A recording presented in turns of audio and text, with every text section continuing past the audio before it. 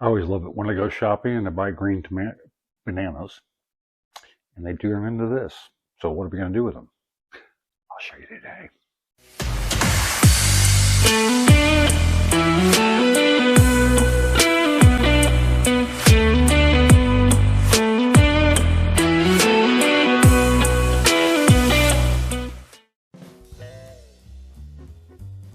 Welcome to Cooking with the Gramps.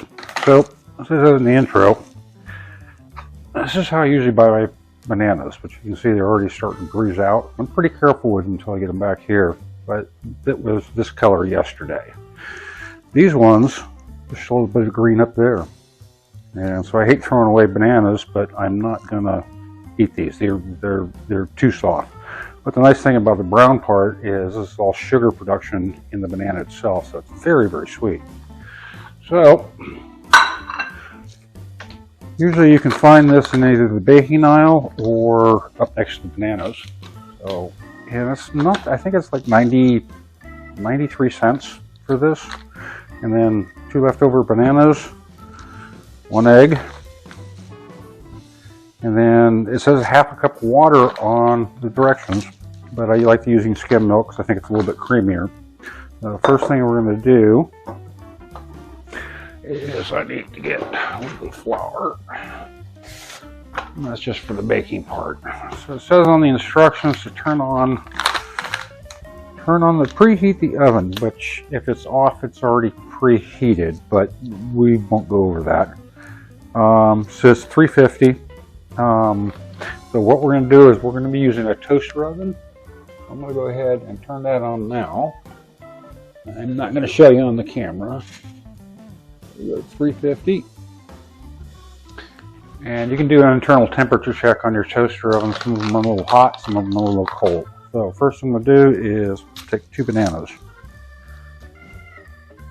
And if you want more bananas, reduce the amount of liquid. And in this case, skim milk. And add another banana. Let's say if you're going to add a 3rd banana for even more nana flavor, I would go down to probably cut your liquids by half. So I'm just going to chunk all that up.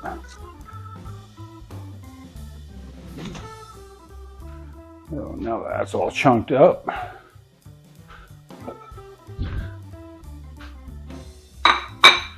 Get rid of that. And then we'll go ahead and open up our bread mix. Just cut 4.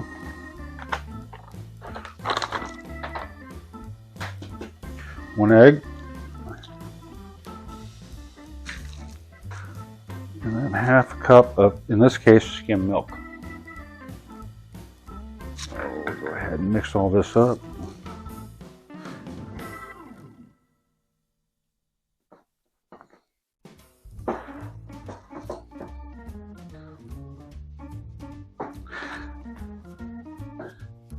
So I have used a whisk for this before, it's the right consistency, but I find that it doesn't get into the bananas that well. So for a spatula with the handle here, I'll just keep mixing that. You don't really want to over mix it, just get rid of all the powder. Otherwise you get some dry spots in there. You see how much moisture the bananas actually bring to it, and the riper the better. You don't want them moldy or anything, but if you've got some bananas that have almost gone black, those are perfect for this recipe. Now I could make this by scratch, but this is just me being kind of lazy. So I don't really even worry about the chunks. You just keep mixing it up until the chunks to your liking.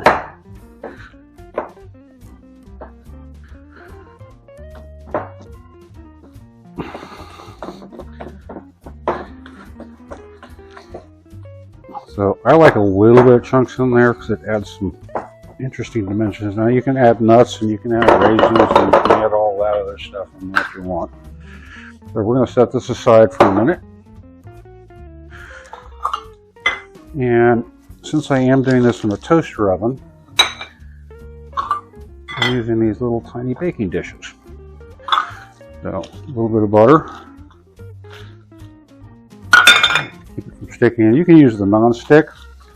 I prefer using real butter, unsalted.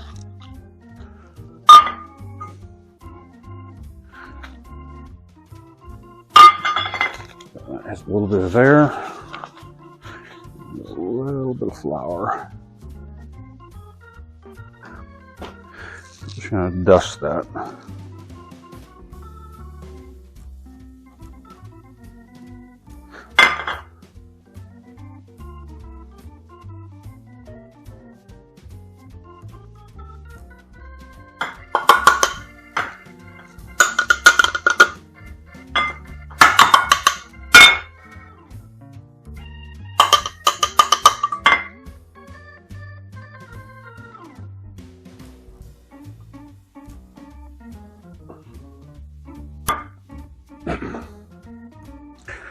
A simple spoonless stuff in.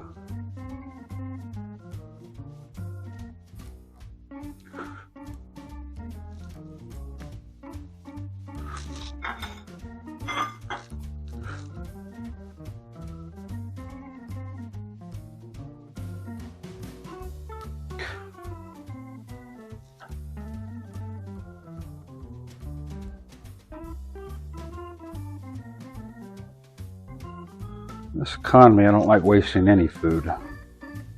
So, we were at dinner last night and or night before. Had wife's Aunt Catherine visiting. Interesting lady, like her a lot. So, anyway, with that leftovers from the steakhouse, thank you, Matt, my brother-in-law, for on him. That was really appreciated and very delicious. We had a couple leftovers, a little bit of leftovers, not too much, and we're making dinner out of that one. So once again, we're using RCO. So I'm gonna go ahead and move the camera and go ahead and load these up, and then we are gonna bake these things for well, until they're done. About 45 to 50 minutes, and my toaster oven, it's I'm going to run them about an hour, but we'll check for doneness in an hour. So, hold on a minute. Here we are back at the toaster oven. I usually like to do in one fell swoop because you will lose a lot of heat when you open up these. So, just slide all four of them in there.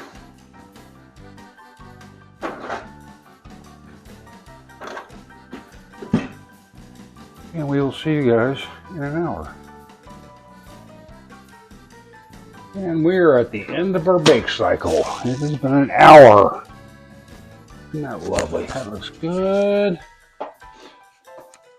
We're going to go ahead and let these things cool off. Put them on a baking rack. And we'll come back later. So the way you can test breads and banana breads and this kind of stuff, you put the proof is always in the pudding, and my official taste tester is here. Me. I hope you guys enjoyed. This is the pudding. Show you after it cools down, a little bit of butter, how good it tastes. So the reason we didn't put them on cooling racks is we had a showing on the house, so we didn't have time.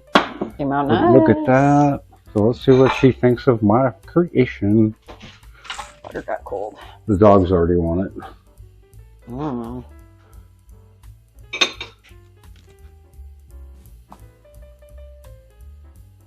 That's good. It's really good. It's really good. You cook the banana.